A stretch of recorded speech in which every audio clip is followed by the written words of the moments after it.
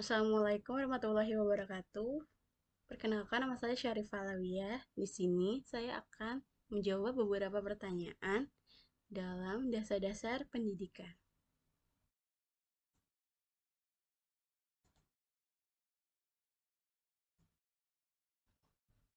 Disimak ya.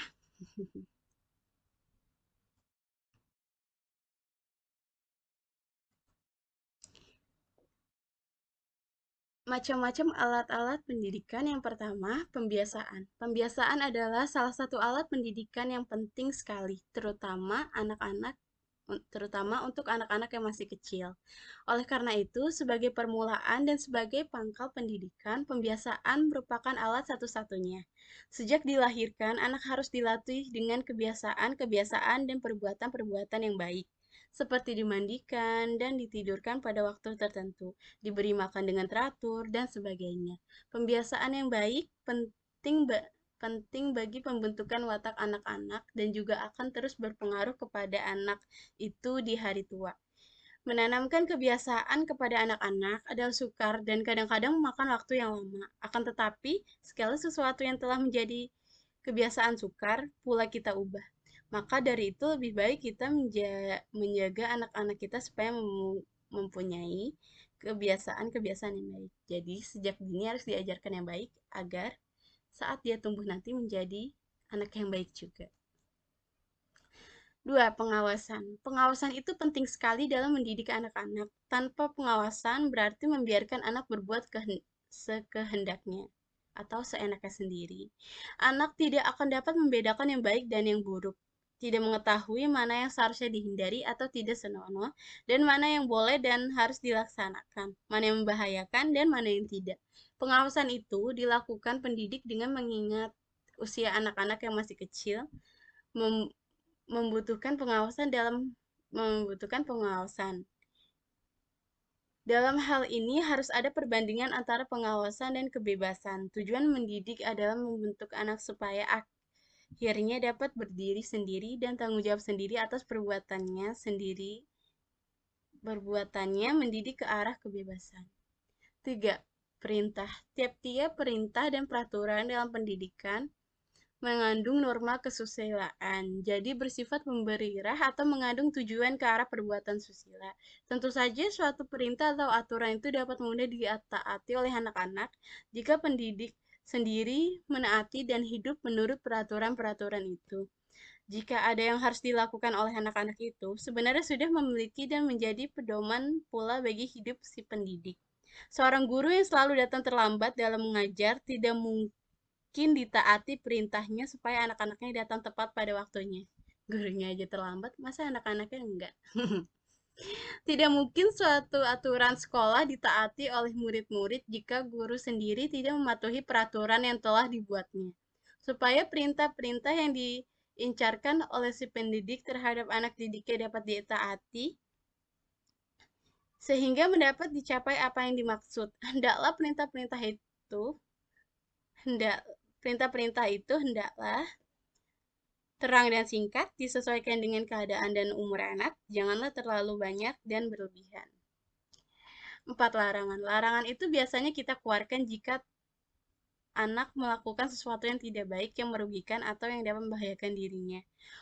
Umumnya, di dalam rumah tangga, larangan itu merupakan alat mendidik satu-satunya yang lebih banyak dipakai oleh ibu atau bapak terhadap anaknya. 5. Hukuman. Hukuman adalah paling akhir diambil apabila teguran dan peringatan belum mampu untuk mencegah anak melakukan pelanggaran-pelanggaran. Maka dalam hal ini kita berikan hukuman. Hukuman adalah tindakan yang dijatuhkan kepada anak secara sadar dan sengaja sehingga menimbulkan nestapa, sehingga anak menjadi sadar akan perbuatannya dan berjanji di dalam hatinya untuk tidak akan mengulanginya lagi. 6. Ganjaran. Ganjaran adalah salah satu alat pendidikan. Jadi, jangan dengan sendirinya maksud ganjaran itu ialah sebagai alat untuk mendidik anak-anak supaya anak merasa senang karena perbuatan atau pekerjaan mendapatkan penghargaan.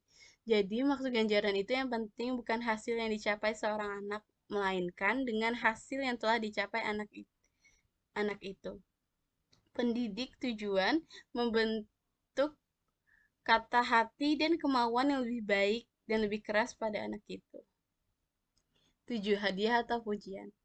Alat pendidikan yang lain yaitu hadiah atau pujian yang diberikan kepada anak yang melakukan suatu pekerjaan atau perbuatan yang baik.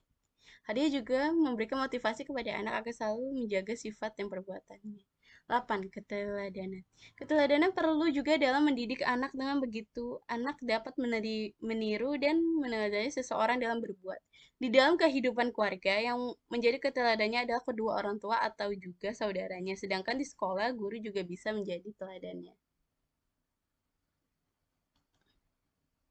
Untuk menciptakan lingkungan pembelajaran yang kondusif, diperlukan penataan ruang kelas yang baik dan tepat. Pasalnya, ruang kelas merupakan lingkungan utama untuk menciptakan kegiatan belajar dan mengajar. Kegiatan belajar kegiatan belajar mengajar yang menyenangkan. Ruang belajar yang bersih, nyaman, dan tertata dengan rapi akan mendukung pembelajaran lebih baik. Setelah menciptakan ruang kelas yang kondusif, selanjutnya yaitu menciptakan suasana belajar dan mengajar yang menyenangkan. Ada beberapa faktor yang mendukung suasana belajar dan mengajar lebih menyenangkan, mulai dari cara mengajar guru, mood siswa, lingkungan dalam kelas, dan lainnya. Meskipun begitu, guru berperan penting untuk menciptakan suasana yang menggairahkan dan memacu siswa semangat belajar. Guru yang simpatik dan demokratis memungkinkan suasana belajar yang kondusif tercipta, di mana hasil belajar siswa dihargai sehingga siswa tidak takut merasa salah ketika menjawab pertanyaan atau bertanya kepada guru. Meskipun siswa melakukan kegiatan belajar mengajar di dalam kelas, namun lingkungan luar kelas juga berpengaruh terhadap proses pembelajaran siswa. Lingkungan luar kelas yang kondusif membuat siswa belajar dengan baik. Namun sebaliknya, jika lingkungan luar tidak kondusif dan terjadi masalah, maka konsentrasi siswa akan terganggu. Kegiatan belajar mengajar yang dilakukan di ruang kelas bersifat intern, di mana guru memiliki wewenang penuh untuk menjalankan proses pembelajaran yang sedang berlangsung. Komunikasi yang efektif selama proses pembelajaran akan mengurangi terjadinya perilaku menyimpang yang dilakukan oleh siswa selama belajar. Setelah menciptakan komunikasi yang baik, seorang guru juga harus mampu mengajar murid dengan menyenangkan. Peran guru bukan hanya untuk mengajar siswa, melainkan menjadi orang tua siswa di sekolah. Menjadi pendengar yang baik, menjadi penasehat, mendengarkan keluh kesah anak, memberi solusi, saran, atau pendapat, dan lain sebagainya. Ada baiknya jika guru mengurangi sikap otoriter dalam mengajar, agar siswa merasa nyaman dan tidak tertekan saat belajar. Lembaga pendidikan yang akuntabel, berkualitas, baik dalam pengelolaan sumber daya, mampu bersaing dengan lembaga pendidikan lain dan dapat mengantarkan anak didiknya ke jenjang pendidikan yang lebih tinggi ataupun ke dunia kerja dengan bekal ilmu, pengetahuan, dan teknologi serta keterampilan teknis yang sangat diperlukan oleh dunia usaha dan industri.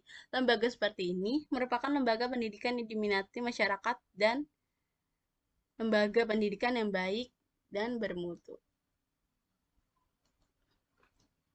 Untuk mewujudkan pendidikan yang berkualitas, tidak terlepas dari adanya peran keluarga, pemerintah, dan masyarakat. Antara keluarga, pemerintah, dan masyarakat diprasyaratkan adanya keserasian serta kerjasama yang erat dan harmonis. Dalam lingkungan keluarga dapat membantu anak dalam mengembangkan ilmu pengetahuan, keterampilan yang berguna bagi kehidupannya kelak. Sehingga bila ia telah dewasa mampu berdiri sendiri dan membantu orang lain. Peran pemerintah sangat dibutuhkan guna meningkatkan kualitas pendidikan anak, seperti menyediakan sarana prasarana guna menunjang pendidikan. Masyarakat juga berperan serta dalam pendidikan, seperti mendirikan dan membiayai sekolah dan berperan dalam mengawasi pendidikan. Berbagai upaya harus dilakukan. Program pendidikan dari setiap unsur sumber pendidikan yaitu keluarga, pemerintah, dan masyarakat diharapkan dapat saling mendukung dan memperkuat antara satu dengan yang lainnya.